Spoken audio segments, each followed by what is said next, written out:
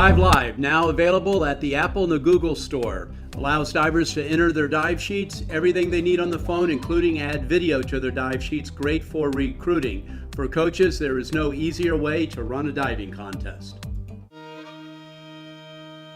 Our country roads lead to new beginnings, with new opportunities around each mountain bend. Here, we don't just pride ourselves on being the best, we commit to it, designing world-class facilities with premier resources, backed by our communities who are determined to aid in our success. Together, we'll reach new heights.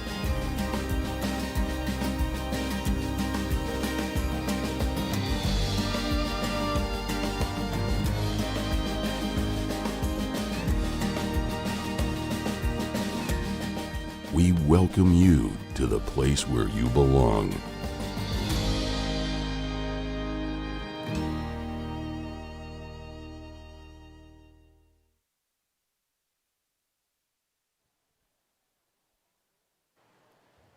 Divers, you have 3.5 minutes. 3.5 minutes.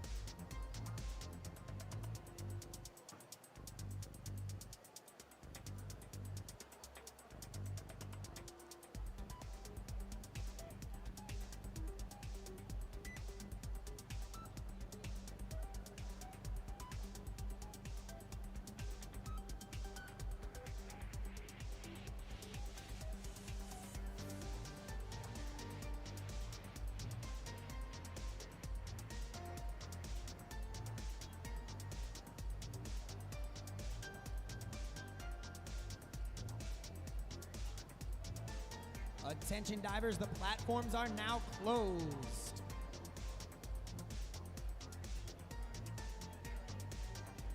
Please report to the staging area. Divers, please report to the staging area.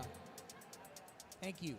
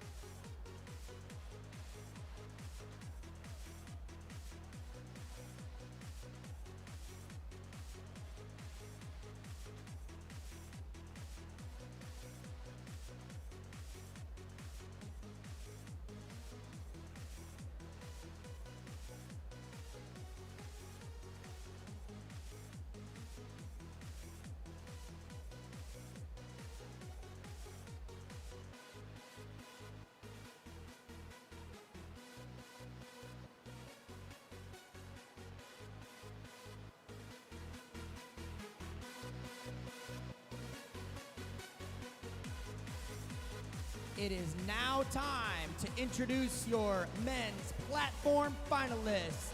So get out your seats, turn your TVs up, and let's give them a round of applause. Repeat after me. Woo!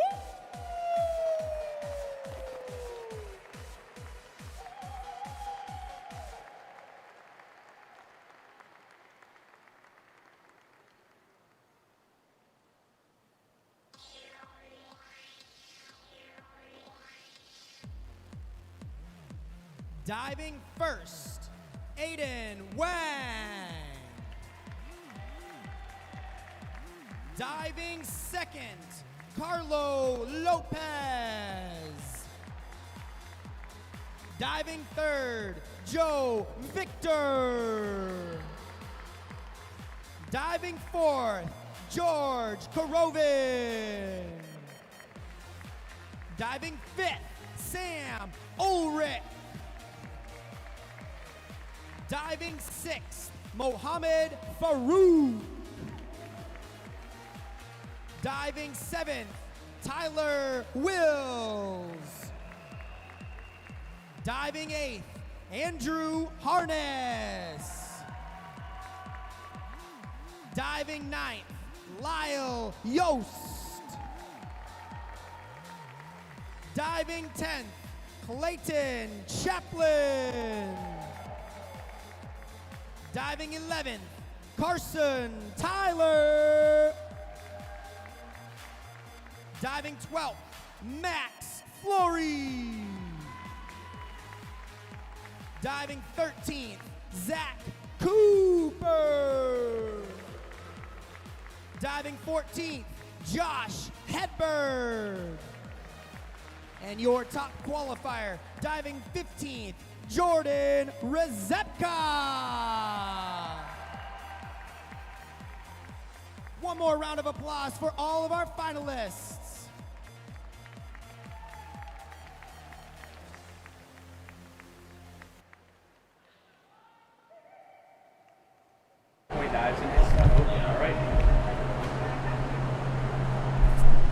All right, everybody, we are back. Again, I'm joined by Olympic silver medalist and Indiana University diver, Andrew Capobianco. Thanks for joining us again, Andrew. Yes, thanks for having me. I'm excited. I didn't annoy you too much in the first one for you to be willing to come back, so I appreciate it. Yes. All right, so we were just talking about it. You know, what are you looking forward to from this men's platform event, which I would say is almost like a signature event that viewers like watching?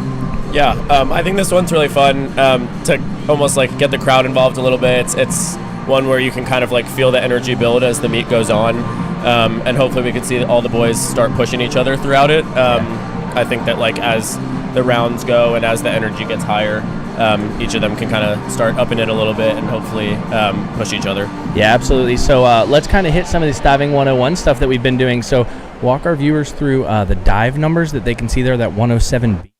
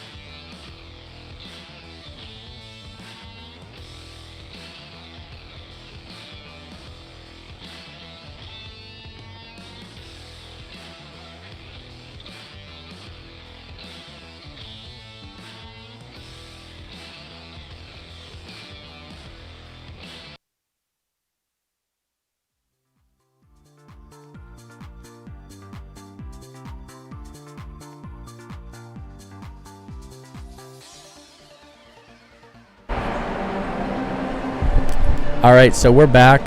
So like I said, just kind of walk our viewers through those dive numbers and the degree of difficulty and what it means. Yeah, so the numbers that you see, so dive 107B, so the first number is the direction that they're going, so front, inward, back, reverse, and then there's twister also. So And then the third number is how many revolutions they're doing. So it goes by half increments. So the 7 divided by 2, and it's a 3.5. And then the letter B means pike and C means tuck. For some twisters, you'll see D, that means free, and then A is straight, which I don't think we'll be seeing much of in this event. Yeah, I don't think we see that too much anymore. Yeah, and then the DD, the degree of difficulty, is the number right there, 3.0. That's just how hard the dive is, and that's what the judges' scores are multiplied by to get the final score of the dive. So 3.0 is kind of the base that we'll see in this event, I would say. Maybe some 2.8s, and then we'll probably, I think Jordan goes as high as 3.9. Yeah, I believe so. Jordan and Max? I think Jordan and Max kind of are leading the way in terms of degree of difficulty. Yeah. Also, for our viewers at home, we're going to try something a little bit different to kind of keep bringing something a little bit better to you, hopefully, each evening. So we're sitting here, and as we're sitting here, we actually have the live stream up in front of us. So if you all have questions for Andrew, put them in that live chat, and we'll try to answer those on air. I'm not going to promise anything. We're hoping it all works well, but we figured let's at least try it and see how it goes. So if you have questions for Andrew, no matter what it is, let us know, and we'll try to see if he can answer them for us as we go through this event. What are you looking forward to from this event, Andrew? I think I'm excited to see how Jordan responds to winning the prelim. That was a good prelim for him, and I think that he put together some really good dives. The 207B is a new one, so that one will be exciting to see how it goes tonight. And then Josh Hedberg as well. I'm excited to see how he kind of responds from that prelim. He kind of had some misses in there, and I think that he's definitely looking for some redemption on some of those dives. Yeah, so walk us through. That's a great point there. We touched base on it a little bit throughout each event. It looks like we have 1, 2, 3, 4 junior divers in this that are still in high school, and then it looks like we also have 3 international athletes. We touched on it on the women's 3-meter. Can you just explain to our viewers how adding in international athletes affects the order, affects the finish more so they understand why there are 15 men in this event, and there were, I believe, 13 in the women's event, or 14, excuse me. Yeah, so since this is a U.S. Nationals, we do allow other countries to come and compete just to get competition experience. But it is 12 in a final, and so when there are international divers, they do still like to keep 12 U.S. divers to make the final. So that's why you see 15. We have, 3 international? Yeah. 3 international divers. Yep. And so if any of those international divers end up making it on the podium, you won't see them on the podium. So it'll just kind of be like something that they know that they did. Like Mia Valet won the 1 meter technically, but she wasn't on the podium because of the rules with international divers. Yeah, absolutely. I think you viewers at home are in for quite a show here. The women put on an awesome show on the 3-meter event. And again, I think we're going to see some pretty big dives as well as some pretty well-executed big dives. Andrew, for our viewers at home, I know you used to do tower, and I know you were really, really good at it. I think at one point, I heard you had some pretty important record that you set down there in Moultrie in the rain. So we talked about it beforehand. Do you miss this event at all? Yeah, I do. I miss the kind of feeling that you get of competing platform. I think it's definitely exciting, and the crowd definitely gets into it, I think, almost a little bit more. It is a little bit tougher on my body, and so as I'm getting older, it would definitely be harder to keep my body healthy with diving platform, but I do think that I miss some of the parts of it. But mentally, it is definitely very hard to get up on that 10 meter and do some of these dives, so I do have a lot of respect for all the boys up there.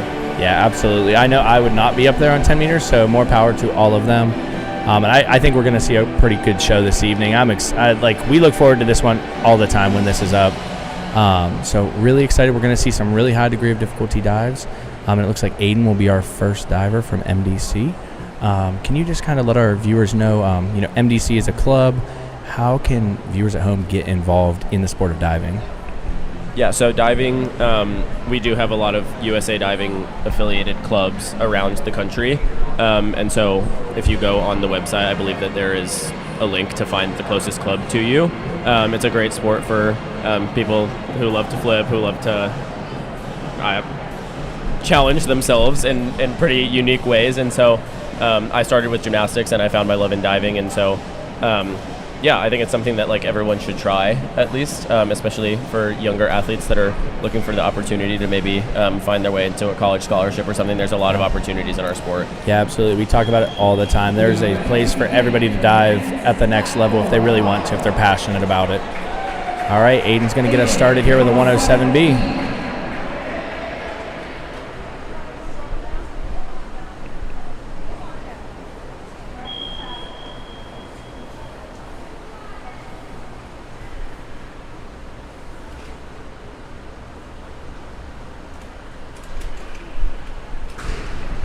That's a pretty steady start for Aiden. I felt like all week kind of looked like Aiden was just a little bit off on those entries. Is that a challenge when you come to a new facility that maybe you haven't dove at before to find those spots that you had mentioned in a previous broadcast? Yeah, for sure. So how we know where we are in the air is that we kind of, like you said, spot. So we use our eyes and use our visuals to see you can't really see everything when you're spinning that fast, but you see colors. And you're able to see the water when you come out. And so, yeah, it's definitely different from each pool. Like at IU, we have a lot of red in our pool, and that's not really a color that's used in this pool. Yeah. Not at all. This might be a goofy question. Do all divers spot, or do some of them not spot? I think that most divers spot in a way. I used to think that I really didn't spot, but if you asked me to do a dive with my eyes closed, I definitely couldn't do it. So I think that most divers spot. That honestly is a really great way, real quickly, to figure out, hey, can you do it with your eyes closed? And they're probably going to be like, nope. Yeah. It's like, well, then you must do something. You see something. That's a great way to think about it. I've never even thought of something that simple to be like, do they spot or not? Yeah. We see a 9 there on the board for Carlo. Great dive there. And now Joe here is from Princeton University, and he is doing a 107C standing. So why would a diver perform this standing versus like Aiden did with that forward approach or that takeoff? Sometimes it could be just due to preference. I do see that he has some tape on his ankle, and sometimes the running approach can put a little bit of extra pressure on ankles. And it looks like Joe can do it quite well without an approach, so I don't think he needs it. Yeah, Joe gets his hands on everything. That was absolutely incredible, and he is just such a nice young man on the pool deck. Yeah. And, like, he is nice to everybody. He has the time for everybody. He sits there and will talk to you. He is just a joy to be around, and that is kind of like, in my opinion, what our sport kind of is. Yeah, for sure. And George, another one of our international athletes, I believe he dives at the University of Southern California right now. Yes.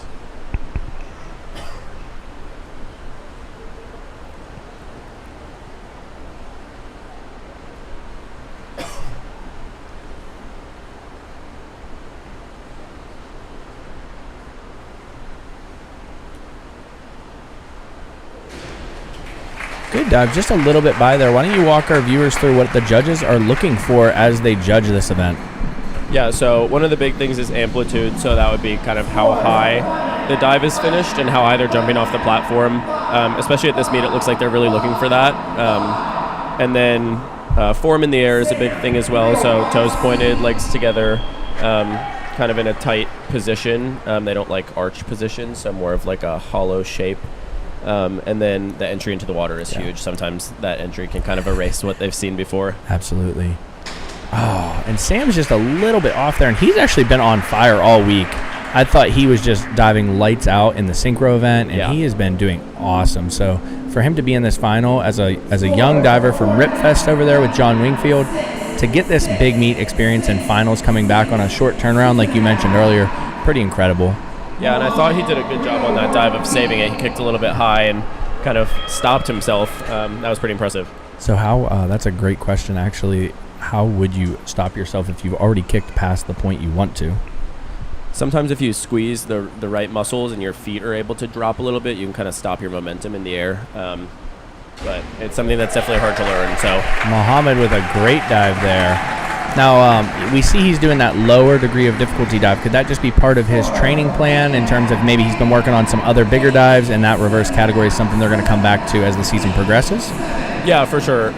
The Winter Nationals is also definitely in a little bit of a weird time in the training cycle, and so it's kind of still in like a building phase. And so for Mohammed, it's probably just a dive that he's still building into, and there's no reason to rush it when he can do a very clean reverse dive. Yeah, absolutely. Another one of our great junior divers here in the United States, Tyler Wills. It looks like he's diving with IISD at this point in time, which is great to see. And I know him and Josh are doing some synchro, and they were actually the 10-meter synchro champions just a couple days back. Oh, man. Yeah, and he has quite a rip. Yeah, absolutely. Why don't you explain what that rip is to our listeners and viewers at home? Yeah, so the rip is what we call when you go in the water and there's no splash. There's usually a pretty loud sound associated with it, and I think sometimes for people who don't know the sport, you hear that loud sound and you think it's a smack or a belly flop if you don't know that term. But really, when you get the best rip, it's usually pretty loud because you get your flat hand on the water. You're able to make a hole for yourself to go in and then create no splash. Yeah, absolutely. You know, you kind of mentioned in terms of like where this meet falls in the training cycle. I think a great thing to touch base on is also where this meet falls for a lot of athletes in terms of academics. Where does this fall in terms of for the college athletes in their academic schedule?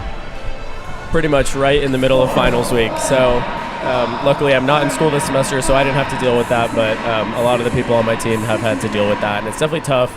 Most schools do a good job of accommodating that and taking some finals on the road and stuff like that, but it's definitely hard. Just obviously here in the U.S. we put a big emphasis on school as well, and so a lot of our athletes are very focused on what comes next. Absolutely. And here's Lyle Yost from Ohio State, who had an awesome 3-meter event alongside you. I think he just finished up the runner-up to you. He had a great finals list last night, and it was funny talking to him on the pool deck before this event started. He goes, I'm not the biggest fan of towers. Sometimes it's a win-win. If I make it to finals, great, I get to go compete in finals. And if I don't make it to finals, great, I don't have to do 10-meter again. Yeah. He's pretty good at platform, though, so glad to see him in the final. Absolutely.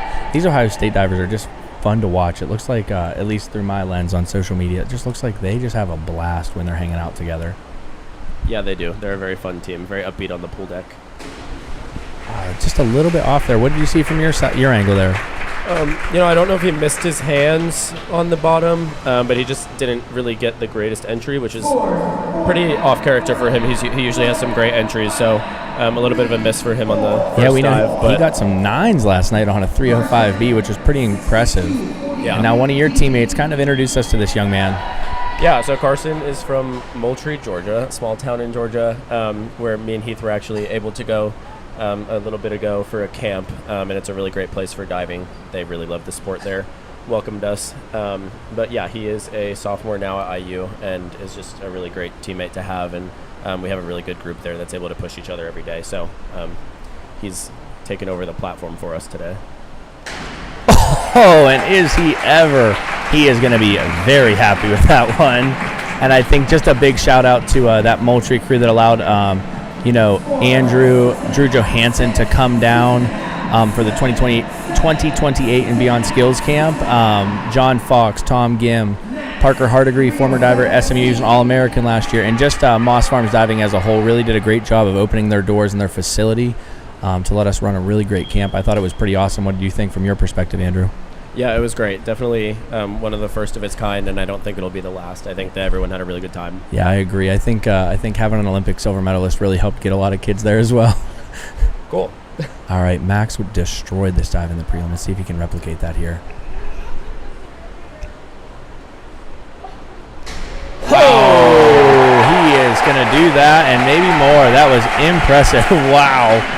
That's awesome to see twice in a row. Yeah, that consistency getting built in, kind of like you mentioned. And he's building that consistency with these difficult dives. Yep, he's going to be very happy with that one. So we talked about it on previous broadcasts. What's that benchmark here on the tower event for these young men if the goal is to go and be competitive on the international stage? Yeah, I would say pretty similar platform in the 3-meter with that 80-point mark. Being competitive on the international stage, that puts you about a 480 with 6 dives. I would say 70 to 80 is something that we're probably looking for in this. All right, awesome. So if we see that at home, we're going to be really, really happy to see that. Zach Cooper, another Miami diver, just like his the teammate from the former diver, Max Flory. So we're going to see Zach Cooper do a 62.45, which is a pretty difficult dive, right, Andrew? Yes, this is a difficult one, one that Coop really likes to start on. He's very good at arm stands, and he likes to show off that position for a long time. So you'll rarely see him miss that dive. Yeah, what are the judges looking for in that arm stand? How long do they need to hold it, and what are they kind of just judging from that point forward? Yeah, basically they just want to see that you're showing control, so there's not really amount of time that you need to hold the arm stand for. So a lot of people do the press up, so once you show your straight line in your handstand, or arm stand as we call it, then they want to see you show control, which is, I would say, usually around 3 seconds. Wonderful. All right, and one of our younger competitors here, Josh Hedberg with a 107B.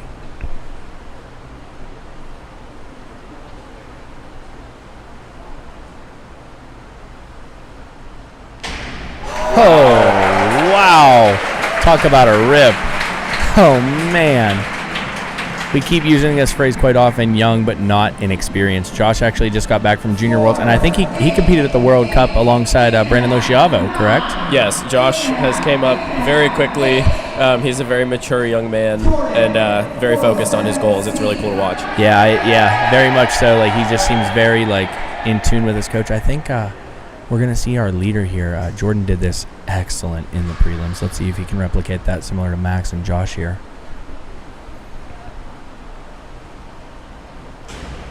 Pretty good. Just a little bit short of vertical, maybe missing his entry there. What do you think, Andrew?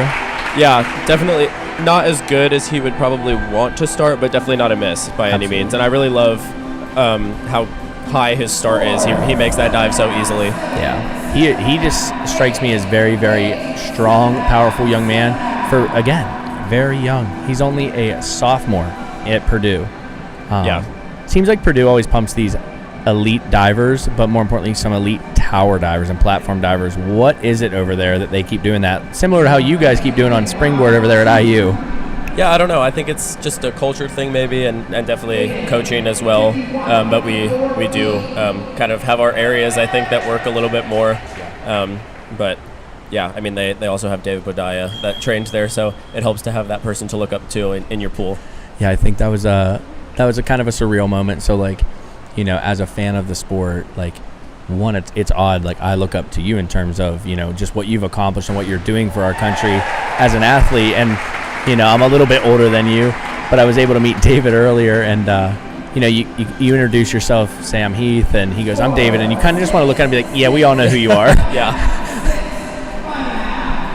But like you said, what it must be like to be on the pool deck and your assistant coach is David Bodaya, Olympic gold medalist. Right, yeah, and he's coaching now, so I think that's probably really awesome for them to just have that experience, not only as a coach, but now he's able to share his experiences as an athlete with them as well. Well, yeah, and I even think, you know, he's not competing today. He was here for a little bit for the warm-up. It sounds like he's going through a little bit of an injury, so we're really wishing Brandon a speedy recovery. But similar to yourself at IU, having someone that's been to the Olympics and has that experience just there to mentor these young athletes has to just be incredible for them to be around. Yeah, I think it's so important. And now our viewers aren't able to see this, maybe very, very subtly, right under the word Virginia. It looked like Josh Hedberg was speaking with his coach there, Sean McCarthy. What goes on? And I kind of gather that maybe for you it's a little bit different when I spoke with Max, but what typically goes on between an athlete and a coach at a big meet like this? What kind of information are you getting from your coach? Normally nothing too crazy. We do a lot of our main corrections back at home, and then you kind of get to the meet and you have what you have. And so when you're in the competition, it's usually just 1 or 2 pointers, like last minute little things. Not even like things to correct, but just things to think about to hopefully make your dive the best that it can be. Right. So that's probably what his coach Sean was giving him right before that, is just 1 or 2 things to think about. I personally don't really do that when I compete. I think that I just like to stay in my zone, so I usually just go over and give my coach a fist bump, like, all right, let's do it. Yeah, that was, I believe I was Max, and he's like, honestly, Andrew says it just, any additional information just kind of goes in your brain. It's like, I don't need that right now. Yeah. Right. So I think that's also, I mean, has it always been like that, or is that something you kind of developed as you developed as an athlete? Yeah, it's something that I developed, and I think that as athletes, and you're always kind of changing the way that you compete and trying to perfect it. And so, like, I still know that I haven't perfected the way that I compete, but I've definitely found something that works well for me. That's awesome. And you just kind of stick on that path until you find the next piece to add in or take out? Right. Wonderful. George with a good dive there. Just want to see him clean that entry up a little bit to really get into those 7s, 8s, and 9s, I think. What do you think? Yeah, I think maybe a little bit of more pop off the platform, off of his hands, could have given him a little extra time to get that hand grab. But it was a very clean dive in the air. Yeah, absolutely. And next we're going to see one of our junior divers again, Sam. And like we said, Sam has really been doing an awesome job I know he struggled a little bit with this handstand in the prelim, so let's see if he can maybe hold that handstand a bit longer.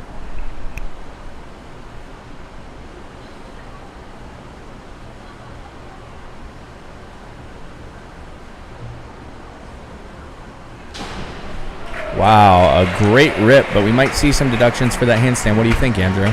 Yeah, it's tough when you see an arm stand like that. The judges are sometimes a little bit here and there because it's obviously such a great dive in the air, but there is that first component, which is the arm stand, and so that's why you see a little bit of discrepancy in the judges there. Absolutely. And why don't we see 7 judges' scores. Can you just walk our viewers through how those scores work? Yeah, so there's 7 judges, and the 2 highest and 2 lowest get thrown out, and then 3 of those scores count, and then those 3 scores are added up and multiplied by the degree of difficulty, which gives you your total score for that dive. And then once you do all 6 dives, all of those are added together, and that's your final score. Awesome. Thank you, Andrew.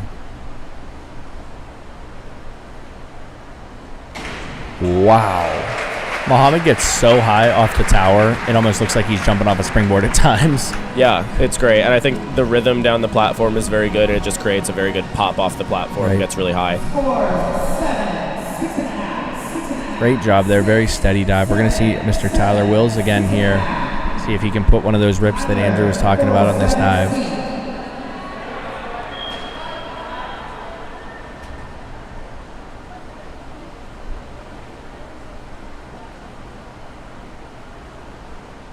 Now, Andrew, did you always know that you wanted to focus on springboard as you transitioned towards college? No, I went to college thinking that I was still going to try to do both. Wow. There you go. There's the But you called it earlier. You said he has quite a rip, and we got to see that there. What might the judges not like about that dive? It looked a little bit back to me, just like backed off. It wasn't too far back, but it looked like it moved back early instead of trying to jump it up a little bit more. And then just a little bit short on the entry. It had a great entry, but it's still a little bit short of vertical. Yeah. But anyway, you were saying that you thought you might still train tower. What kind of made that transition for you? Yeah, for me it was more how my body was growing, and I kind of just resembled the springboard divers a little bit more, a little bit bigger legs, and the platform divers are sometimes a little bit smaller. Right. If you think about it, the force at which you hit the water is multiplied by your mass, and I have a little bit more mass than some of the platform divers, so it does hurt a little bit more for me. Absolutely. Great dive there from Andrew from the University of Texas. We keep seeing that team up there as well, so like you mentioned earlier, Purdue, Texas, Indiana, Miami, so many good teams in America to go and dive under great coaches.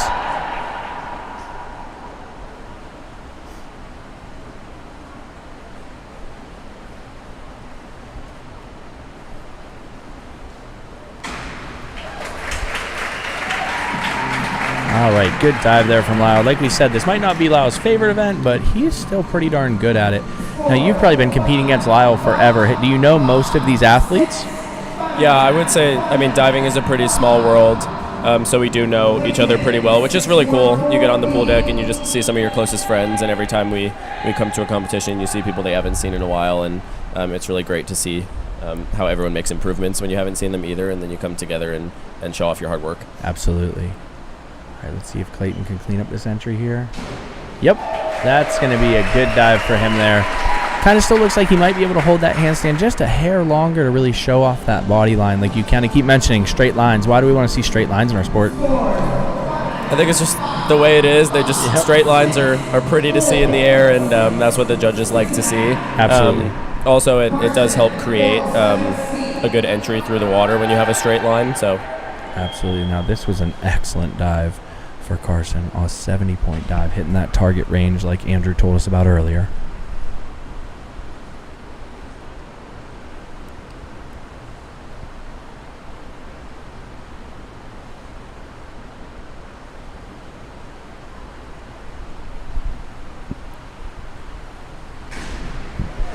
Pretty good dive there. What do you see from your perspective from your teammate there? Yeah, I thought that the jump off the platform was good, position in the air was good, just a little bit heavy on the entry, just throwing up a little bit too much water there to move into the 7s and 8s. Right, now you had said, and some of your coaches have said that, Carson really hasn't been training a lot of tower, so for him to final here is a big deal, but why has he maybe not been training a ton of tower? Yeah, he's been focusing a little bit more on springboard for the last few months. He went to a world competition a few months ago for springboard, and then the NCAA season at the beginning we do a lot of springboard, and there's not as much platform at the competitions at the beginning. So for him, it's made sense to do more springboard, and he's just getting back up there. But it's going pretty well so far. Yeah, I would say so. All right, Max, let's see if he can get this, keep this ball rolling in the right direction. Oh, I would say so. It looks like he maybe lost his legs a little bit in the air there, at least from our angle. Did you see that as well? Yeah, it almost looks like there's a slight turn on it, I would say, which is probably why there was a little bit of water thrown up on the bottom, because otherwise it looked really good. Yeah, still going to be very happy with that. That was a 64-point dive, so up in that about 3 points there. He's going to be happy with that. Now, up next is his teammate, Zach, doing the exact same dive.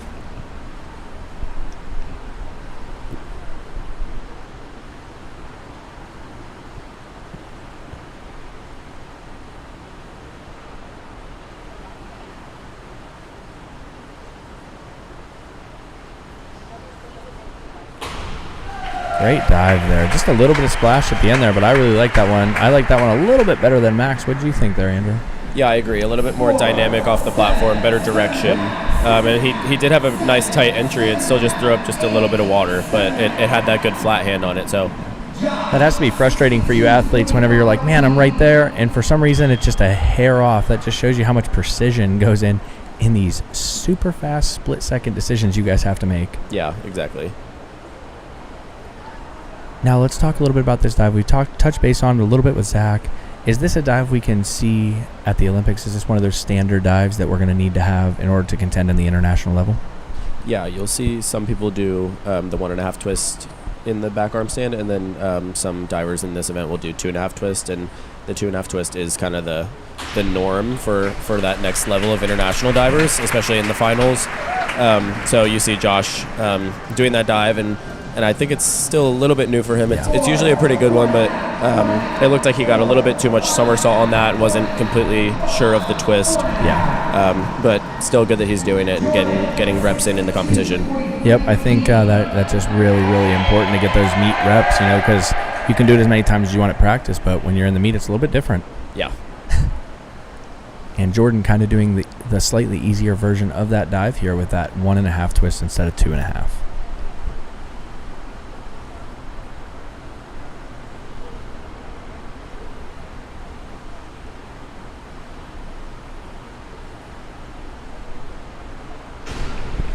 Great job there. It looked a little slow rotating in the air.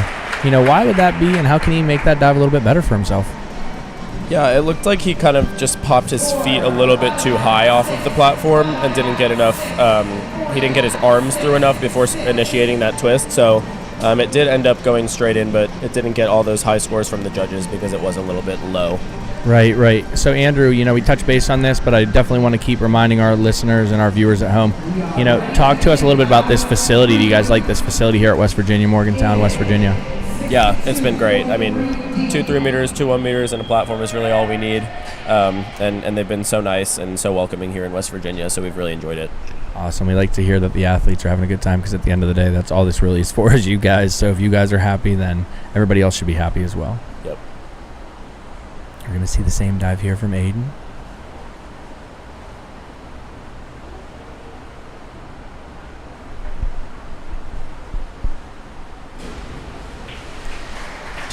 Looks like he needs to develop a little bit of strength there in that handstand, being able to get that pop that you were talking about from Jordan previously. What do you think? Yeah, I agree. It looked like a lot of the dive came from his lower body, and some more of it can come a little bit more from popping his upper body off the platform to get a little higher. It kind of just fell off of the platform instead of popping. So that's a great way to describe it there, actually. It's almost like you've done this a time or two. Yeah, so. But I think we expect that from our junior divers, to continue to develop as young men and young women, get bigger, faster, stronger, and that's only going to make these guys better divers. Right. Now Carlo doing a 107B here. Now, we had mentioned that 3.0, kind of the base mark and the benchmark. Do we want to see this 107 from our athletes, or are we wanting to see that 109? What do they need to do to be players on that international stage?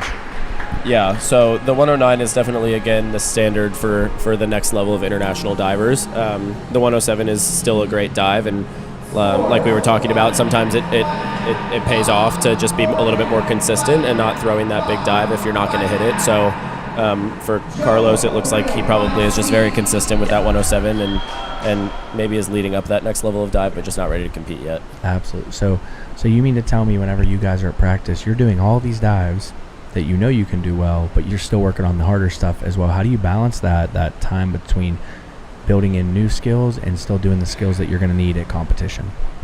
Yeah, well, so at least for us at IU, and I know a bunch of other places, we have two training sessions a day, and so it does make a lot of time for us to kind of split those up into different things. And so some days we do the dives that are cemented in our list, is what we call it, so the 6 dives that are in the competitive list, and then some days is kind of focused more on like leading up the newer dives and trying to get those to be a little bit more comfortable. So it just depends. Yeah, excellent. And Joe with a pretty steady dive there, straight 6.5, it looks like. We got George with a 407 here now. Is this, again, I'm going to kind of keep asking this one, is this one of those dives that we need to have? Does this need to be upped into a harder degree of difficulty to be competitive at that international level? Yeah, this one's interesting. The 407 is kind of a little bit more of the baseline internationally. There are some divers who do it pike, and then there are some divers who do add a flip and do 409, which is inward 4.5. But it does kind of seem like that one's a little bit more of the one where risk and reward comes into play, and the bigger dives sometimes don't produce the same results. Right, absolutely. And, we touched base on this on the springboard. Is the concept of getting those hips back on inward still the same thing to make sure we're safe? How do those athletes make sure they're not getting too close to that platform? Yeah, it just comes down to the timing of how you're throwing your arms and then how you're driving your hips up and back to get yourself spinning but still be in a safe direction. Wonderful.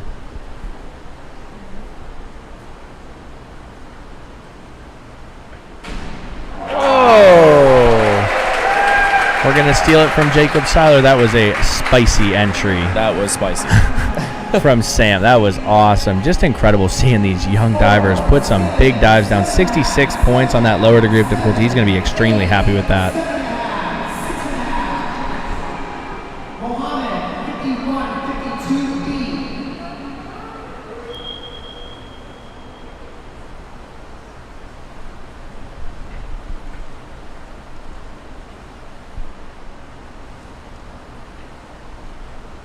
Mohammed is from Egypt, so we want to see him do this. He's also a diver down there at Miami. 3 male Miami divers in the final here. Yeah, Miami's another one of those places that produces very elite level platform divers and springboard divers. Yeah, I was going to say, I would imagine that weather down there is pretty conducive to training outside all the time. Yeah. Kind of crazy, though, with the outdoor conditions and sometimes the wind that can be going on the 10 meter. So does that affect you whenever you're dealing with that wind up there? And how do you account for it? Yeah, for sure. It definitely makes it a little bit more scary, especially when you're doing those arm stands. I luckily don't dive outside too often, so I don't have to deal with the wind. All right, and Tyler kind of pushing it here with this 62.45 as well. Doing these harder dives from these really young athletes is pretty incredible to see.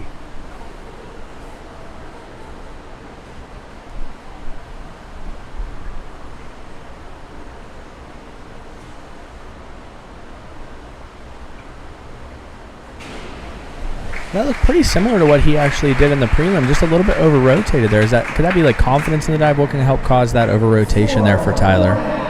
Yeah, maybe just a little bit of head down in the twisting position, so he's unable to see over his toes when he's looking for the water. But what I do like to see is that he's doing that hard dive and he doesn't have trouble making it. Yeah, exactly. Instead, he's going over, so that's just kind of something that he'll have to work on back home. But yeah, it's not a lack of strength or power. That's exciting to see for our sport, that's for sure. Now Andrew here doing a 305C. Oh my gosh. That's pretty much how we do that rip entry, everybody. Any athlete would be ecstatic with that result. Let's see what those scores reflect. Ooh, we see a 9. Wow, 70 points, 71.4. That's that target goal that Andrew set for these athletes. And they're hitting it for us more than they're missing. That's awesome to see. Yeah, I think that was probably the cleanest entry that we've seen all night. Absolutely. So, when we interviewed Lyle on the podcast, he told us a funny story. Did you know he is not the best? I think he actually said he's unable to twist backwards. Really? Yeah, I didn't know that. He said he used to go to some of those camps you guys as the extreme elite athletes, I think those performance camps. And he said he got passed around to all kinds of different coaches, and they would like, hey, we're going to teach you a back twister, and he would always get lost and smack. That's really interesting. With how crazy good he is. Yeah, and I mean, I guess different athletes are different. Yeah. For some, like for me, twisting backwards and forwards doesn't really feel too different, but he's pretty good at front twisters, so if it's not broke, don't fix it, I guess. Absolutely. Yeah, they said they have a game there called Follow the Monkey, and at the beginning of practice, they'll pick someone, they just do a random dive on whatever level, and people always pick back somersault, half twist, or back somersault 1.5 because they'll see Lyle smack. So he can get out. Yeah, it's literally like the only thing they can beat him at, I guess. Yeah.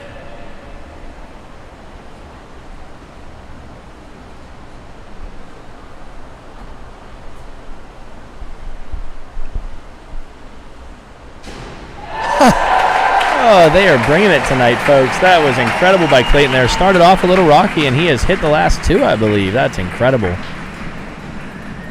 Yeah, I really like the direction on that as well as the entry. I thought that all parts of that dive were really good. So when you say direction for our viewers at home now, they get to see it perfectly sideways. We're a little bit at an angle. What does that mean when you say you want to see that direction and you liked it? It kind of comes down to being close enough to the platform to where it doesn't look out of control, but not getting too close to where it's scary for the judges or the viewers. And we're going to see the exact same dive from Carson here, and he is more than capable of performing it at that level or better here. So let's see if he can put it together here.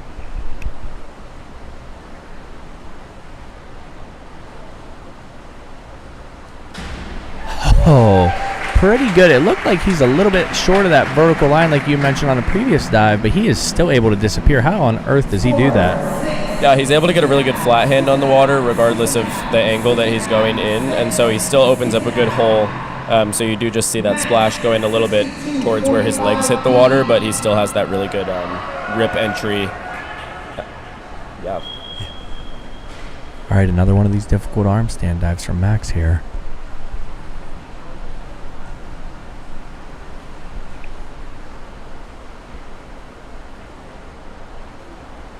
And this is actually tied for the lowest degree of difficulty he has remaining in his list, which is pretty incredible. Wow.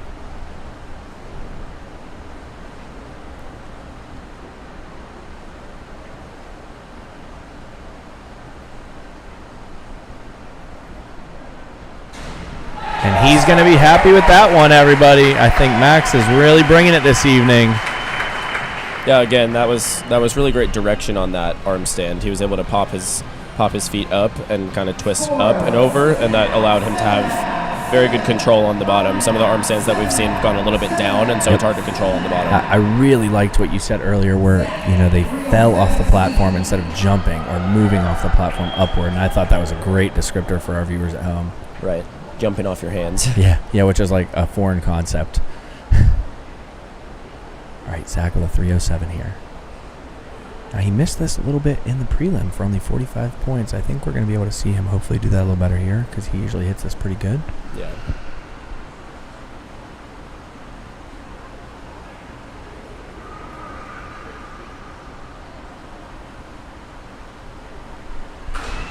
Oh, wow. I think he's going to be way happier with this one than prelims. What do you think there, Andrew? What do you like? What do you love? I loved all of it. I thought it was a great dive. I really like how he came back from this morning with that little miss, and he was able to put it down. He also did a really good one in the synchro final the other night as well, so he's showing some consistency there.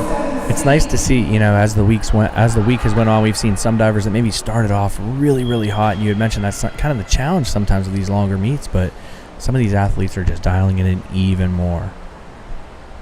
Now Josh with a 207 here. Again, a little bit of a miss from him in the morning with a 54-point dive here. Let's see if he can clean that up, which I suspect he is able to, that's for sure.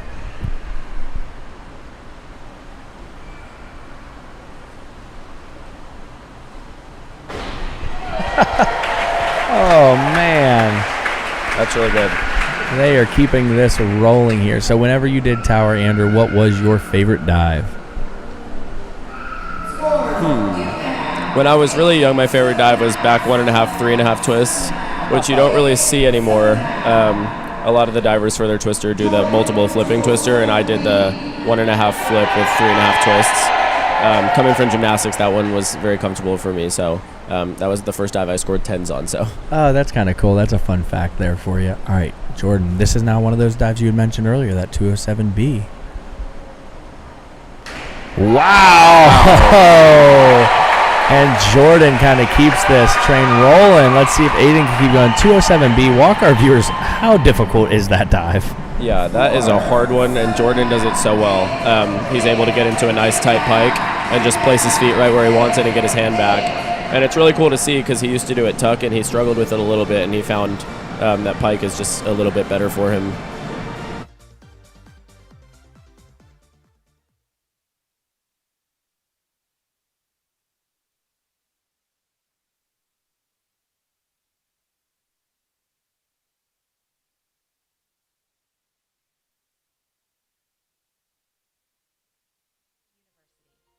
With more than 50 years of distance learning and curriculums that engage students from around the world, our pride runs deep.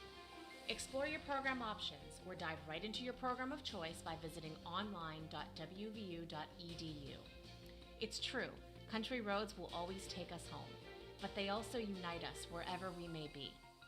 Become an online mountaineer. Let's go. Dive Live, now available at the Apple and the Google Store. Allows divers to enter their dive sheets, everything they need on the phone, including add video to their dive sheets. Great for recruiting.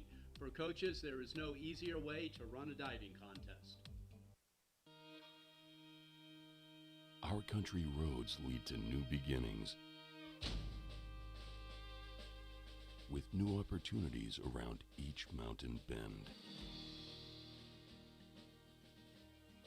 Here, we don't just pride ourselves on being the best, we commit to it, designing world-class facilities with premier resources, backed by our communities who are determined to aid in our success.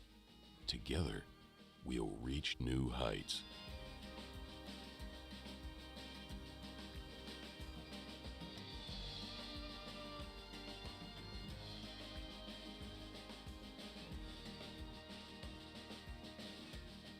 We welcome you to the place where you belong.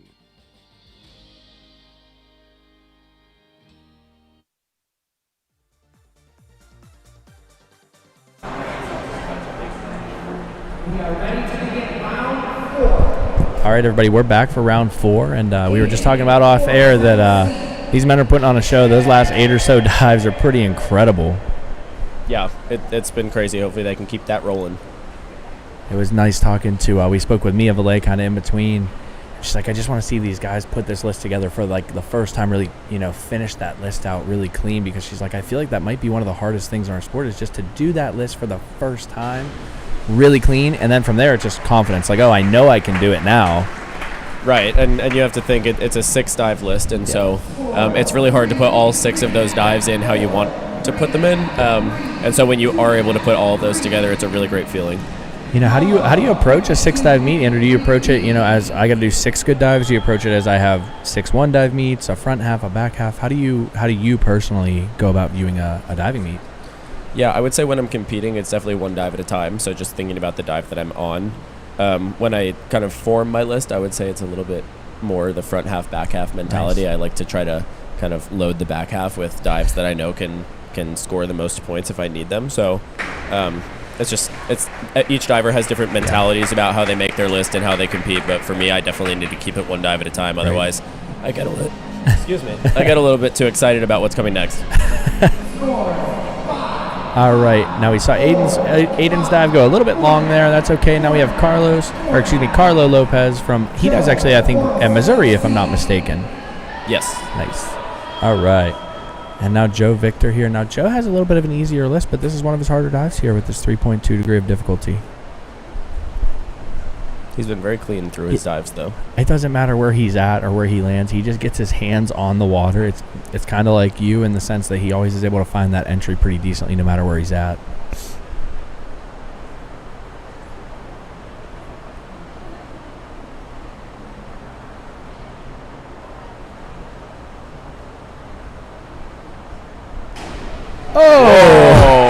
Let's go. He is Right on bringing cue. it. Yeah, absolutely.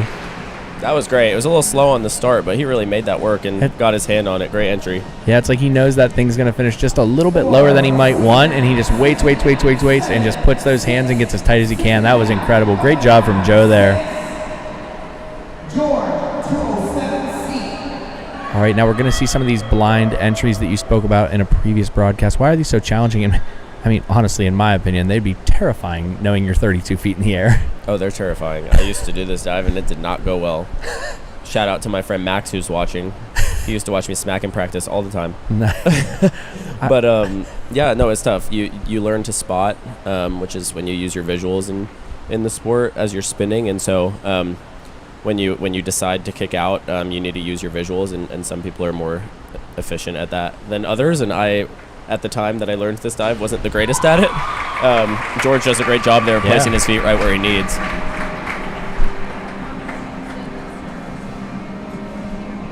I continue to think you're just being humble. I feel like you probably don't smack that often. Maybe as an age group, but I still think you were probably pretty good at not smacking too often.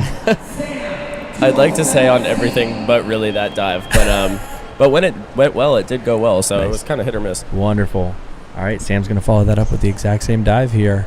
And we've seen he is able to do this dive and do it extremely well.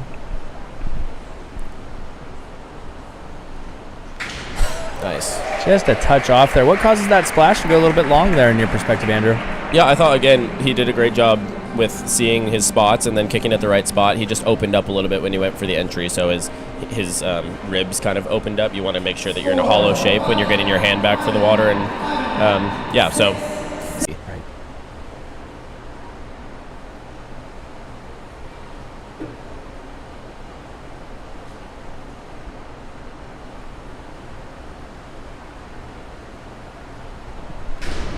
Wow. Speaking of making it look easy. Oh, my goodness. He finished that at the 7 meter. That's what I was just about to say. It looked like he was maybe a touch short of vertical, but my goodness, did he finish that so high.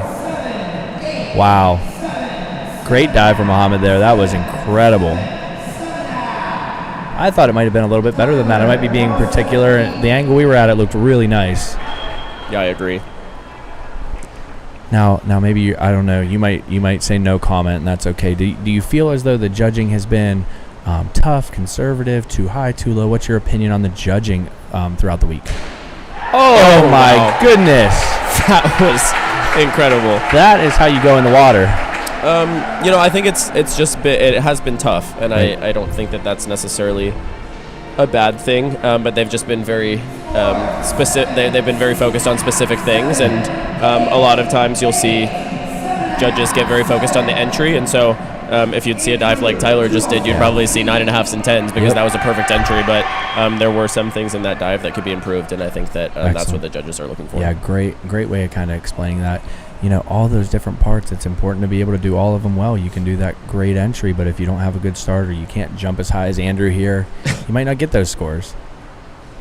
He had a really good distance there from the board, it looked like. Yeah, and very accurate with where he placed his feet. Just again, a little bit opened up, but he still was able to save that entry. Next, we're going to see one of those really difficult dives. I believe this one is kind of one of those kind of becoming more common that if you want to compete at that international stage, that 207B.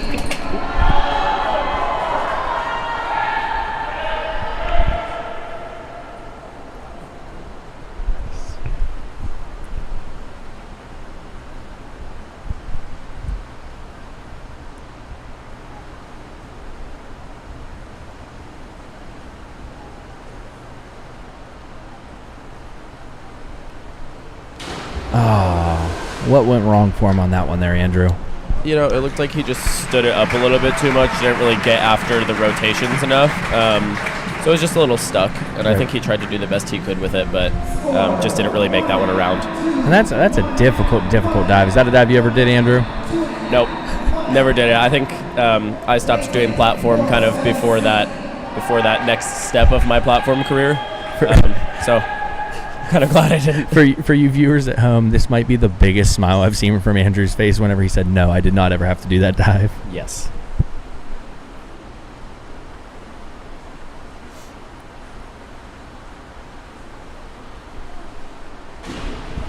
Just a touch short there. What happened on that one there, Andrew? Yeah, I think he did a good job with it once he was in the air. I think the start definitely could have been a little bit higher. Spinning up, he kind of spun down a little bit, so it is hard to come out and then go in straight off of that. But again, he always has some really great hands on the water. Yeah, he does. All right, we're going to see Carson here. Now, this is a little bit easier dive. I would my assumption would be he's doing this easier dive just because, like you said, he hasn't been training that 10-meter platform all that much recently, and we'll probably see this up to that 307 as we get closer to the NCAA and Big Ten championships. Oh! Yeah, he's very consistent with that one. Man, he just doesn't miss it.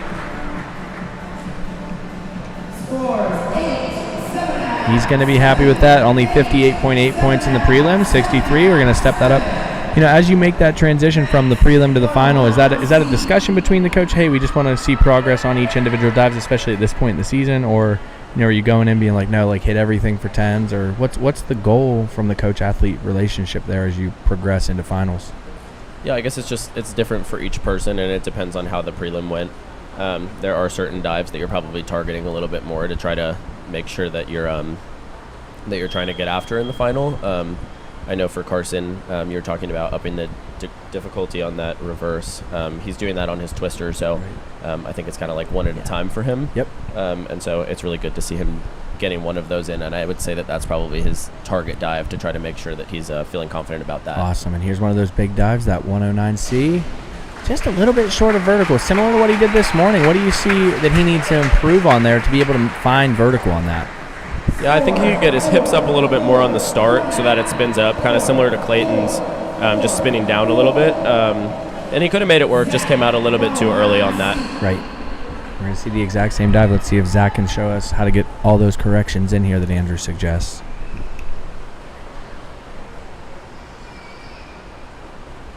Zach is the type of diver that loves to show off, so I know he loves doing this dive in front of a crowd.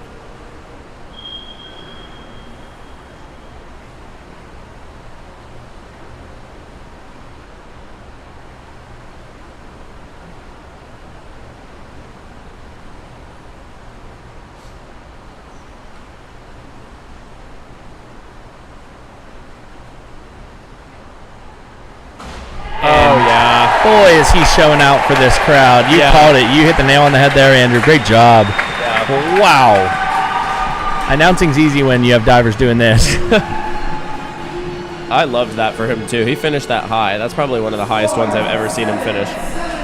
86 points, almost getting those 90-point dives. That's incredible. That's what we're going to need, so that's great to see Zach being able to put that down right now.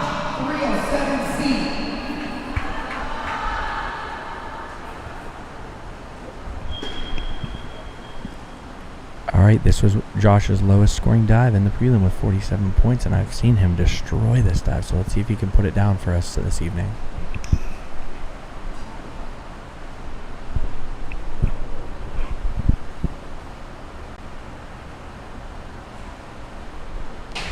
Nice.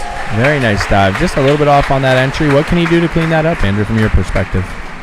I really liked his jump on that. I thought everything in the air was good. I think he just wasn't completely tight going through the water. Other than that, it was a really great dive. And I think that's why you still see those 7s from the judges, even though he didn't get that complete ripped entry.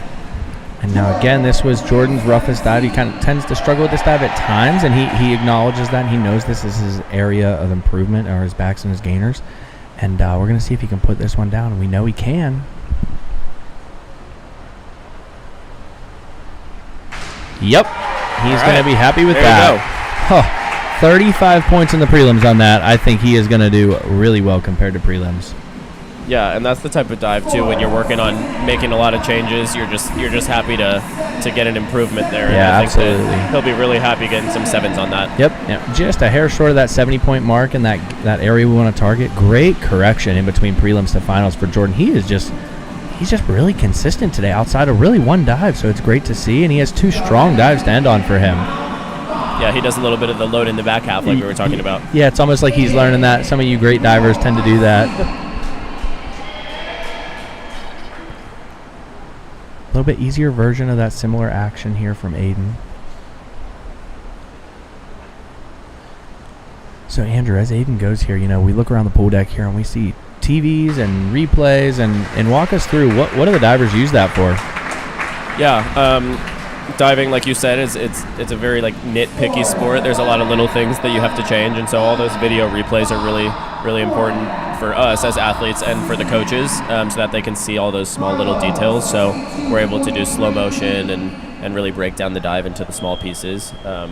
So shout out to Sideline Scout for that. Yeah, absolutely. We love those guys over at Sideline Scout. It is by far the best replay system I've ever seen in diving. I don't know about you, but it's awesome. Some of the stuff it can do is incredible. Yeah, it's super helpful.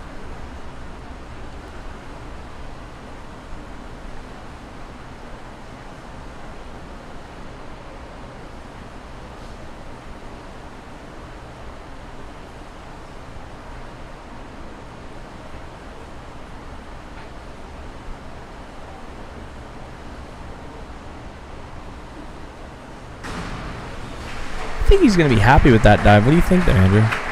I think it's pretty similar to one of the other ones that we saw earlier, where we were kind of talking about a little bit of like falling off the platform, not so much of a pop up. Yeah. And then again, you kind of see the going over a little bit. It creates a little bit too much momentum that makes you go over instead of kind of getting yourself to go up and then down. It's a little bit too much sideways. Absolutely. So, kind of looking forward here for U.S. diving, what do you want to see over the next year and a half as you prepare for this next Olympic trials, maybe for yourself and also just for us as a country as a whole? What do we need to be doing to be a little bit more competitive on that international stage? We have a few athletes like yourself that have brought home medals, but how can we become more consistent in that?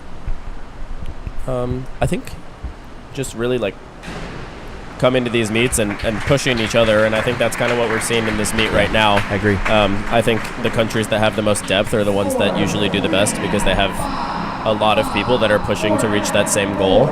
And I think right now in the U.S. we do have that on multiple events, and so it's really cool to see that we can kind of push each other to then go to those international meets and hopefully produce the greatest result for our country. Yeah, I agree. I mean, we can see it. It's very obvious when you watch the practices that the public doesn't see at these events, and you see people hitting dives, but you put the lights on and they all tend to kind of up their game a little bit. Right. And we're going to see that a little bit more easy dive here from George, and performing it very, very well. And that's what you want to see when you do an easier dive. You want to make it look easy, and you want to put that rip on it like Andrew talked about earlier. Score 7, 7, 7, 6.5, 5.5, 6, 6. Sam 407C.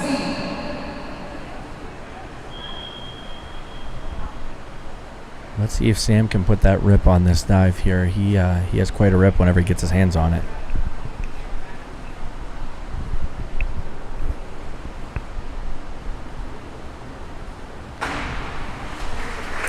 Got a big flat hand on that. Yes, just a little bit short of vertical on that one. Pretty good start as well. I thought maybe his head went down a little bit on the start, so he wasn't able to properly see the entry. If he keeps his head up a little bit more on that start, he might be able to go in straight.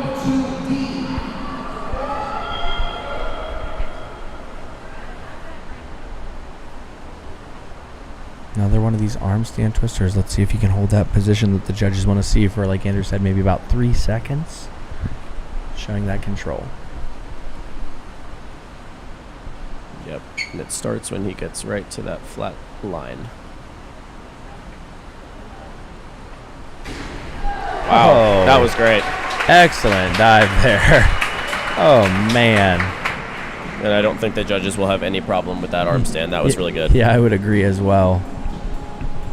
It's pretty incredible thinking they're 32 feet off the water on the platform, and they're right at the edge, and it's like, you got to keep your balance there when most people can't hold a handstand. Yeah. Goes to show you all the strength and conditioning that goes into the sport as well. Yeah.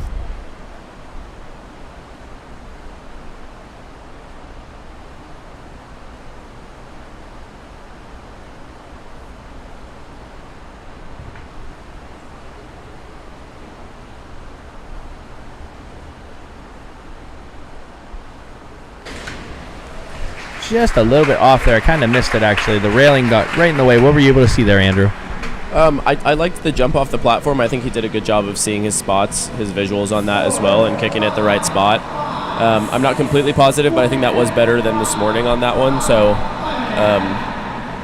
You would be correct. 54 points on in the prelim. Yeah, so I mean, good to see that he's going in straight on that. That's a pretty hard dive. Yeah.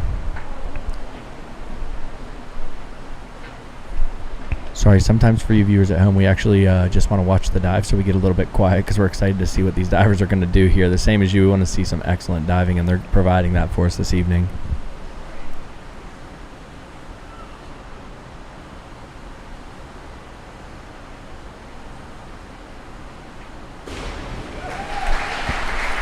Andrew Harness is having a really great final. Yeah, just steady, it seems like. Just kind of putting his dives in, doing his thing, being steady, and just being consistent.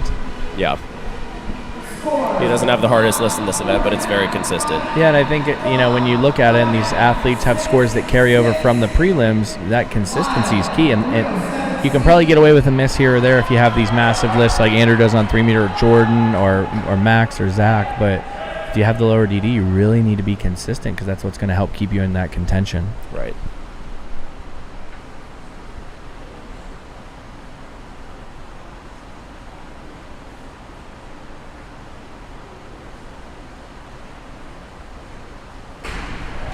I think Lyle's going to be pretty happy with that one.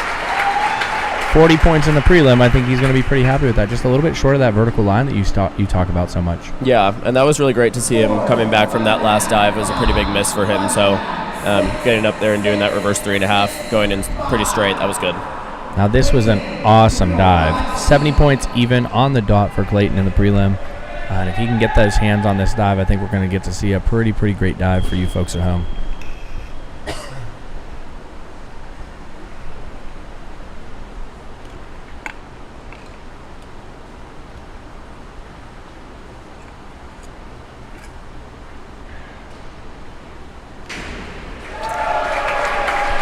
Pretty good dive. Yeah, I think he's going to be happy with that one. I don't know if it'll get to that 70-point mark, but it's going to be pretty darn close, I think. Yeah, it almost looked like he came out a little bit earlier than he would like to, but he did make a really good adjustment to get that in straight and it put a pretty clean entry on it. Yeah, absolutely. Still tough to be upset with 7.5s on a dive.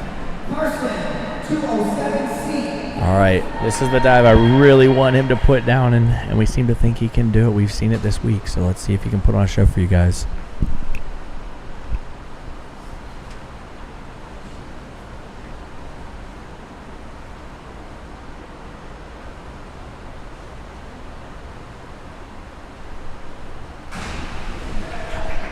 Just a little short of vertical on that one.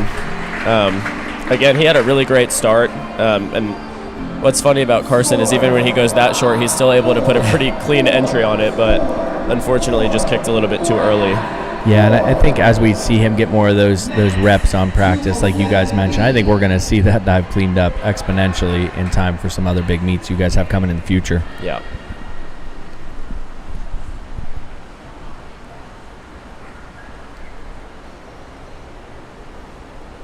Now Max with another one of these 207Bs. Now this is the dive that's going to probably needed to be done in order to have a chance to compete at that international stage, right, Andrew? Right. He has pretty much the list that you need to compete at that international stage, and he's performing it quite well right now.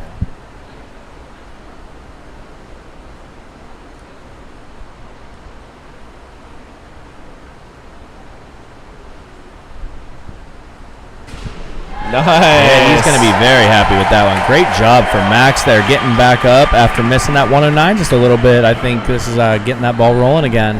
Yeah, and us divers always say that backs and gainers win the meets, and they win and lose, that's for sure. Yeah, Max put together a really good back and a really good gainer, so good for him. Yeah, absolutely. Great job. Big increase. 59 points in the prelim. Big increase for him there. 207C, so a little bit easier version of this. I think we're going to see Zach do pretty well here. Like you said, he kind of likes to show off when there's a crowd, so there's a crowd here for him this evening.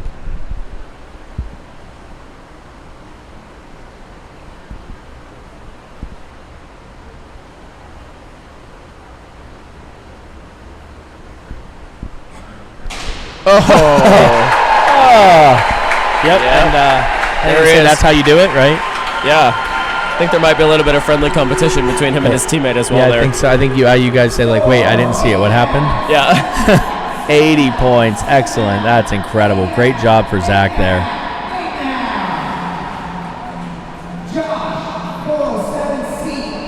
Now this just kind of seems like one of those dives. I don't know if I've ever seen Josh miss this dive. Yeah, he's pretty consistent with it.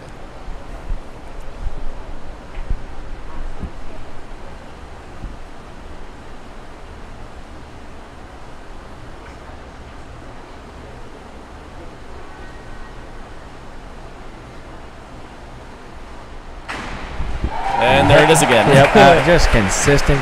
And again, like, for Josh being as young as he is, he's so consistent. He's doing the dives that are needed to be done. He needs to upgrade one or two things here or there, but he's doing the dives that we need, so that's great to see. Yeah, and really all the divers in this contest, I don't think we've seen many divers that are struggling to make their dives. Yeah. And that was no exception. They're all finishing very high, and they have all the time in the world to line it up for a good entry. Absolutely. Now, this is one of those potential 100-point dives. We kept talking about them last night with you, actually. There's some 100-point potential dives, and this is one of them, and we know Jordan's capable of doing that. Wow, just a little short of vertical, but I think he finished like 2.5 somersaults above the 10-meter. He did. You could tell he wanted that one. Yeah, he got did one in the warm-ups. That was really, really good. So yeah, I got that one on video. We'll probably try to post that one later on Instagram. He disappears. It's incredible what this young man can do, and I think with Adam and David involved in his training, I think we're going to see some big things from this young man in the future. Yeah, I mean, that one was right there, too. It was just a little bit short of vertical, but with a great top. Yeah, so, we're getting ready to go into our last round. What are you looking forward to? Highs, lows? What are you expecting from these young men?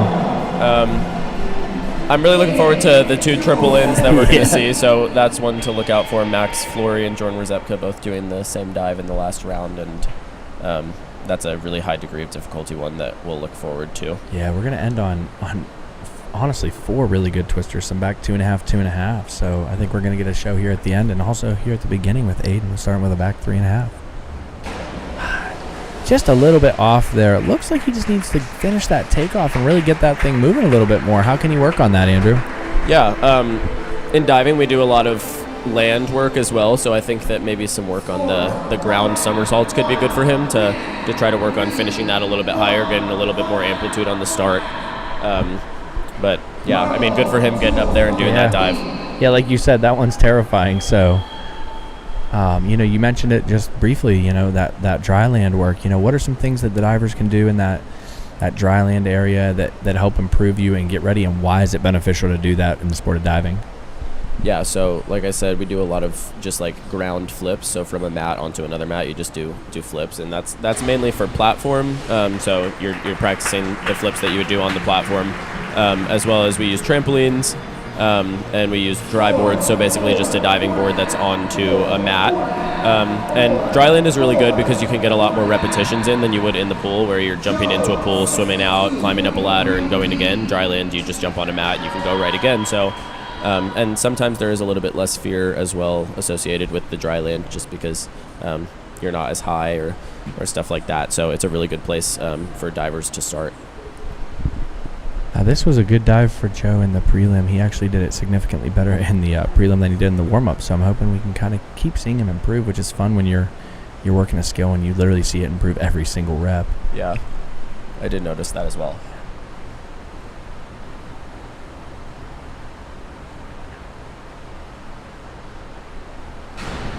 And I think he's going to be happy with that. Yeah, I mean, it was a pretty solid push off the platform, and maybe a little bit almost underneath the platform on his, we call it a kip when you kick your legs like that. So maybe a little bit more direction away from the platform. That'll be easier to line up to go straight in. Yeah, it looked like he came up smiling. Now, in all fairness, I said I think he'll be happy with that. I think Joe is always happy. Yeah, seems like it. On the pool deck, like he's always smiling, having fun, talking to everybody. So it's great to see that in our sport. And George is up here, 107B. Pretty straightforward one for him to end on here.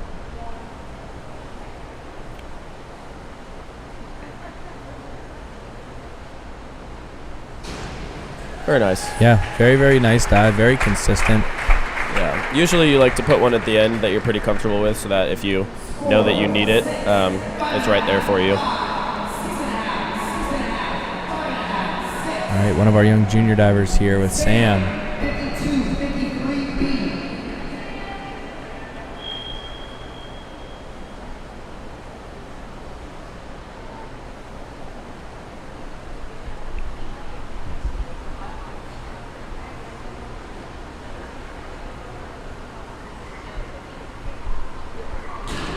Oh. Nice.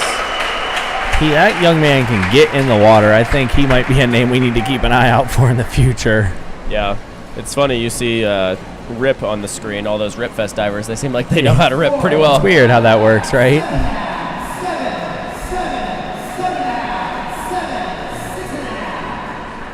I think I was sitting on the pool deck the other day, and I'm like, man, all these Indiana divers have like Olympic rings, like you, Jessica Parado. I'm like, I think you guys know how to dive too. Yeah. The state of Indiana has something good going on with diving. Yeah, something in the water.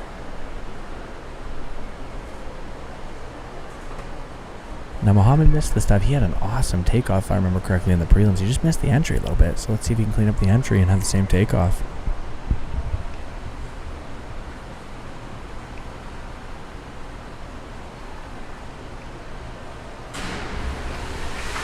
Just a little bit by. Short in the prelims? I thought it was short. I could be wrong. My bad. I'm old. Maybe just a little bit of an overcorrection from the prelims, not wanting to do the same thing. So I bet if he did one more, it'd go straight in. Yeah. That was there was another athlete. They missed a dive 2 times in a row with the exact same. They were short both times.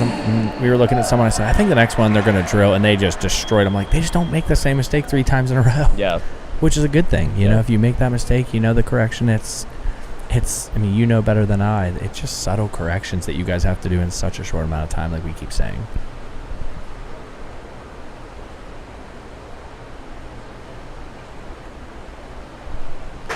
Wow. Oh, there it is. That's what we want to see. That's putting an exclamation mark at the end of your meet. Yeah, good for him. I've seen him do that one in practice, and it doesn't look like he I don't think he did that this morning, but really good to see him do that in the meet tonight. No, yeah, great point. 40 points in the prelim, almost doubling that. Incredible. Seeing those 9s, that has to be great for that young man to end the meet on that note. And now Andrew has to follow that up. Now that's a good question for you, Andrew. Do you like whenever that person before you drills a dive? Is that kind of up your game, or is it just, I mean, in all fairness, you might just be so in your zone you don't even care what the other people are doing? Yeah, I guess you definitely hear it, right? Like, you can't just turn off your hearing when you're diving, so you definitely hear it. And I guess, for me, I just try not to really focus on it, so just let it kind of go in one ear and out the other. Yep. But you definitely feel that energy building a little bit. And Andrew's going to be happy with that dive there, too. 43 points in the prelim, almost a 10-point increase. He's going to be happy with that. All right. Lyle gets to finish his 10-meter here and get ready for his next event, which we'll probably talk about as we get ready for the awards. But this was his weaker dive in the prelim. Let's see if he can clean it up a little bit.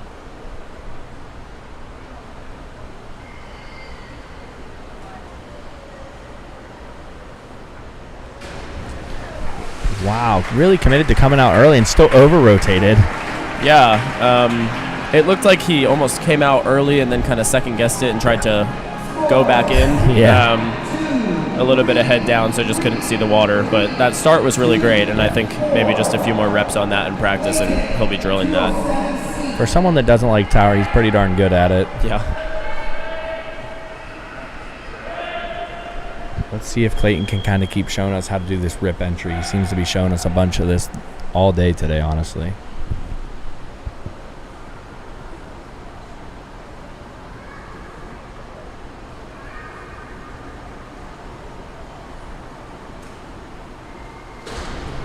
Wow. That was a good dive. He finished that. He was moving really, really well. What caused that over rotation on the bottom, Andrew? Yeah, I think that's one of the better starts that I've seen him have on that. That was moving. And I thought he kicked it the right spot as well. I think he just, again, he opened up a little bit for the water, so it just threw up a little bit of splash, went a little bit over, but a really solid one to end on for him. All right, now one of these newer dives you said Carson's been working on, and I actually thought the one he did in prelims was pretty good. Yeah, I think the prelims one was the best one I've seen him do, so yeah, hopefully he'll look to improve on that. Absolutely. 59 points in the prelim. Let's see if he can finish this. What do you think he needs to do? The key to success on this dive for him, one thing. I think it's just confidence on the start, just confidence, knowing that he can do it.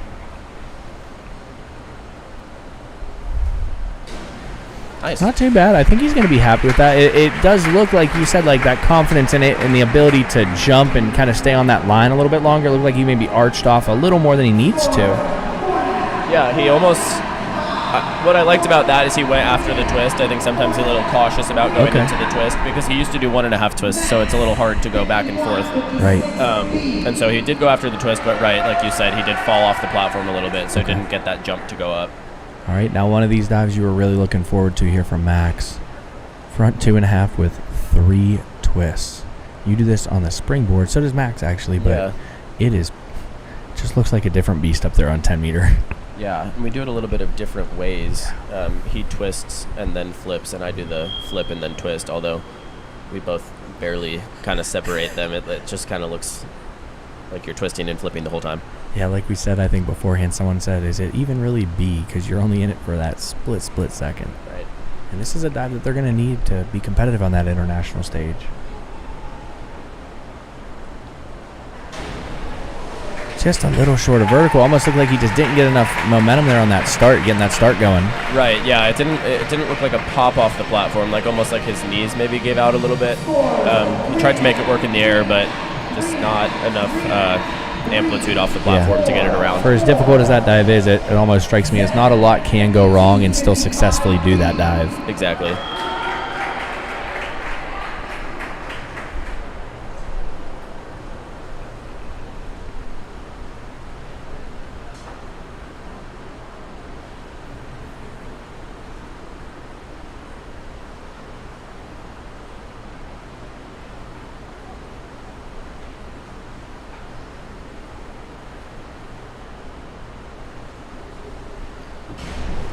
Just a little bit of a miss there. He was on fire.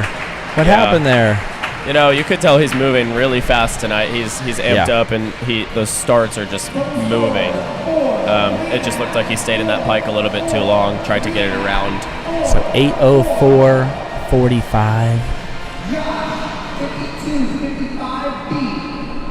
About 63 points or so here for Josh to take over the lead, I believe.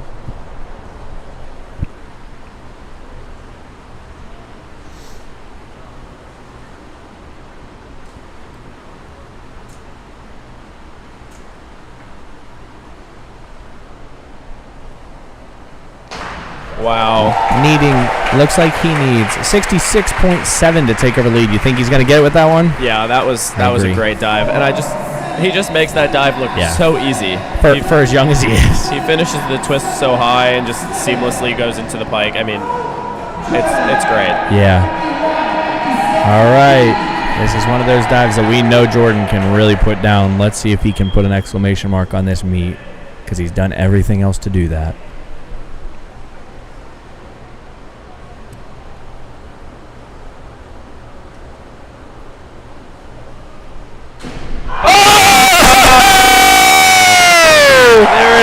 That might be multiple exclamation marks. Wow. Do we see a 100-point dive tonight? I have the chills.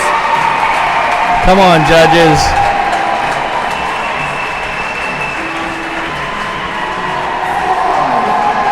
Yeah! Wow. Just for you viewers at home, I want you to understand that there are a lot of people in this crowd standing and applauding that dive. That is an Olympic caliber dive there. Wow. What a way to end there. That was, man, these young men put on a show this evening. Congratulations. Wow. What a list for Jordan, too. He put all of them together in that list. Great to see from a young athlete in U.S. to put that together, man. He's going to be smiling ear to ear, I think, through Christmas. That might be the best Christmas gift he could give himself. Yeah, now he gets a little bit of a break, too. Gets to go home and relax. And rest and relax. Come back to it again. You know, it's tough to say what are the takeaways when we just watch a 100-point dive, but, you know, what do these athletes need to work on moving forward? Like I said, I think just this time of year, there's some consistency that's just still being worked on. I think all of them did a great job with showing that they can perform those dives, and we've seen them in practice, and we've seen either prelims or finals. There was usually a hit between those two, and so it's pretty cool to see that they're all out there and they're doing these dives right now at this point in the season. Yeah, absolutely. So while they're getting the award winners together, we're going to kind of just chat with you guys a little bit about diving here. You know, I'm still a little bit in awe of that dive, to be quite honest. You know, incredible job from all these young men. As we look forward to tomorrow, we have women's tower and men's 1 meter. What are you looking forward to? Because now I don't know if you'll get it in a train or not, but what are you looking forward to as a fan? I would say women's platform, definitely wanting to see Delaney up there, our 10-meter Olympian. Yep. And she's coming off a little bit of a disappointment on 3-meter, I would say. I think that I agree. she definitely wanted a little bit more from that, so I think she'll be hungry for going after that. Yeah, I definitely agree with everything you just said. I'm really excited to see some of our younger, Darren Wright from Purdue. I'm excited to see her compete at this stage. Bailey Cranford from Triad Diving Academy. She can put some dives down. She did a back 3.5 that could rival some of the ones these men did, and she's got some good stuff. And Coach Shannon and Coach Ben down there are doing a great job. But just getting to see what these young ladies do. But I'm really, really amped up to see Lau Yost's 1-meter list. Me too. He's throwing some big ones. It's insane. Like, I think I do have to say this. He says it's the hardest 1-meter list in the world. It might be. I told him, I said, I think Zach Nees a while back did an insane 1-meter list, so I do need to give a shout-out to Zach Nees and Todd Michael. They're one of his coaches at the time, and Dennis Seppa. But, it's definitely the hardest 1-meter list that's going on in our country right now. I mean, you're probably the only one that might be able to rival that. But you're not doing that. To him. I cannot do it to him if I be on 1-meter. You're like, I'm just not doing it. Nope. You're like, but again, a lot of risk, a lot of reward as well. And I think we're really looking forward to that. I think awesome seeing such young names on the leaderboard. I keep looking at the leaderboard right now, just kind of taking it all in, and a lot of young names in the top half of this leaderboard for the U.S., which is awesome. Josh, you see Tyler Wills, you see Sam. Like, it's incredible to see.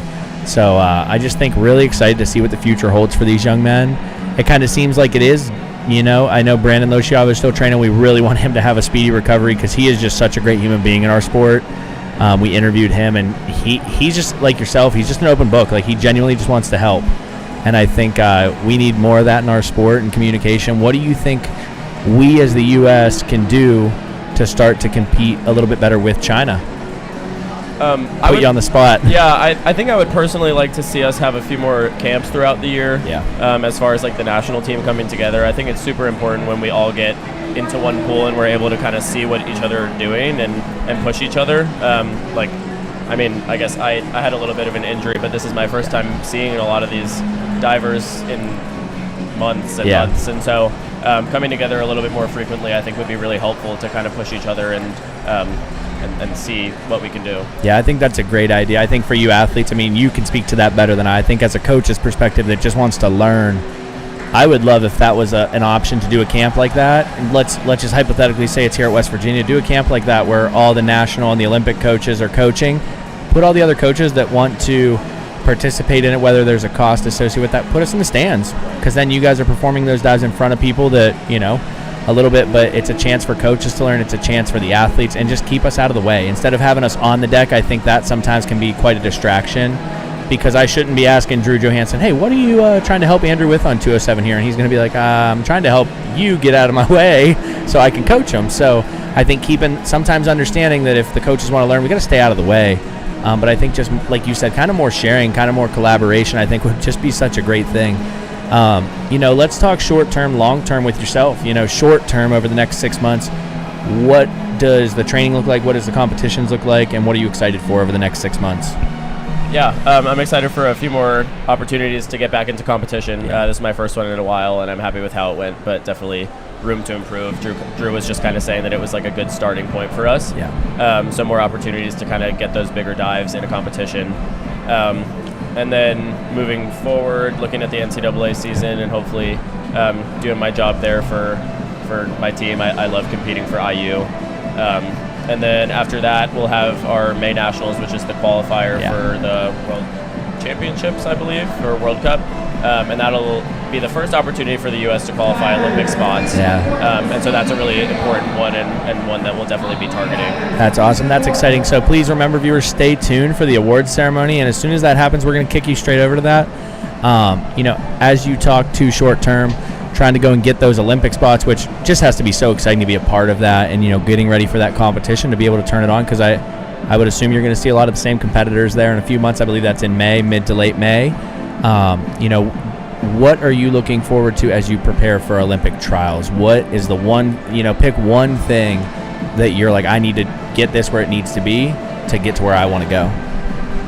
I think I'm most looking forward to training a little bit more synchro with Quinn. I think that we have a really good thing going there. We just haven't really gotten our full training yet, and so just getting a few more reps under our belt and kind of learning from each other, like I was kind of saying before, I think will be really important. Yeah. And also just training with my team, like we're able to push each other every day, and I think that we have a really good group that's like all pushing towards trials together, and so it'll be fun. Yeah, I agree. I don't know when they kick us over. They don't give us the most warning, so I just think before they do that, we want you to know we appreciate everything you're doing. Thank you so much for joining us this evening. Keep up all the good work. We're going to be screaming and cheering for you as you rip those dives. Thank you. Appreciate it. Bye. All right. See you, everybody. See you tomorrow.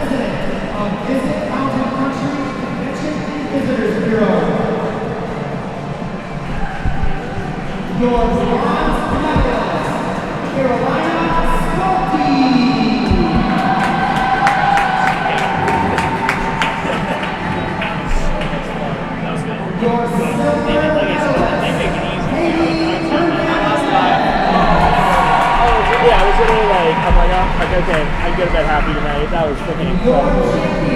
I feel like Jordan, that must be so good. Like, he hit that and gator. That was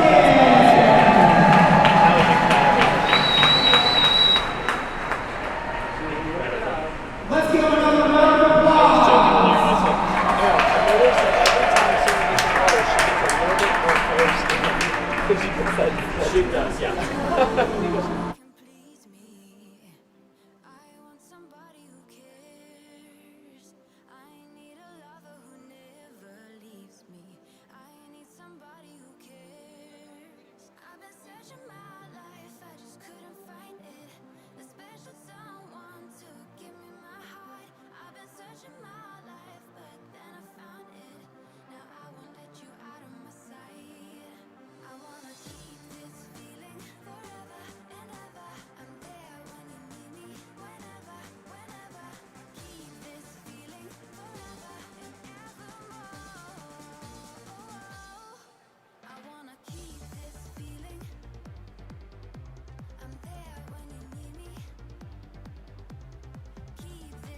We are now ready to present the awards for the men's platform.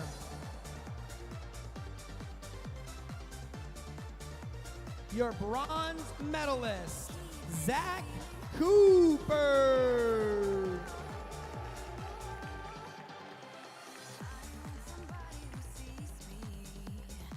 Your silver medalist, Josh Hedberg.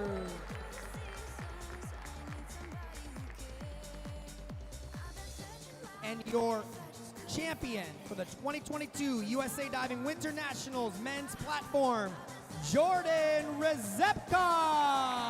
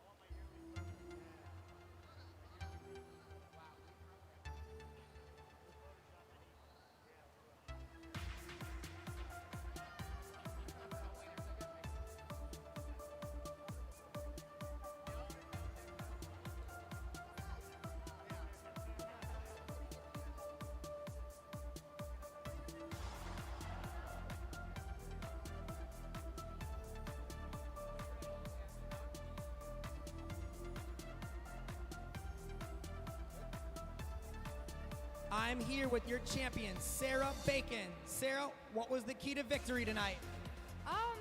Just staying in there. I had a pretty rough prelim event today and then a couple missed dives in the final, and just wanted to have fun and stick with it all the way through to the end, and seemed to pull a couple dives out there in the final, so. Awesome. And what did it mean to come out on top in such a close contest?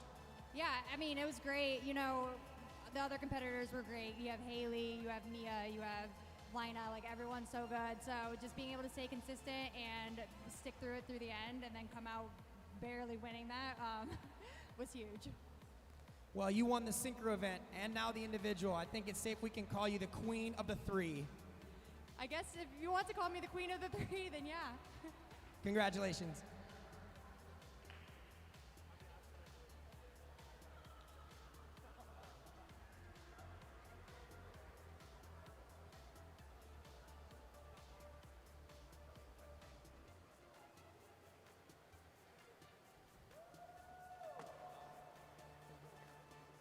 All right, now I'm here with our men's platform champion, Jordan Rzepka. Jordan, what was the key to victory tonight? Tonight, I had one goal in mind, and that was just to take one dive at a time. I feel like usually I get a little overwhelmed and just think about dives that I'm not doing at the moment. So that was the goal tonight, and I feel like I did a good job with it, and I'm hoping to take that into future competitions and see what we can do. And same question for you. Really close contest. What did it mean to come out on top? Yeah, so the top three, we were back and forth quite a lot, or at least I know we were close a lot of the time. I was checking out the scoreboard because I can't help myself, but I was happy to put down some good dives and finish strong. And that last dive, when you hit the water, did you know? I had a good feeling. It felt a little bit short, but when I came up and I heard some cheers, I knew it was pretty solid. So. And what's in store for the future? We got college season coming up. I know we have Big Tens and NCAAs, so just gonna keep my head on for that and stride forward. Congratulations. Dive Live, now available at the Apple and the Google Store. Allows divers to enter their dive sheets, everything they need on the phone, including add video to their dive sheets. Great for recruiting. For coaches, there is no easier way to run a diving contest. Our country roads lead to new beginnings, with new opportunities around each mountain bend. Here, we don't just pride ourselves on being the best, we commit to it, designing world-class facilities with premier resources, backed by our communities who are determined to aid in our success. Together, we'll reach new heights.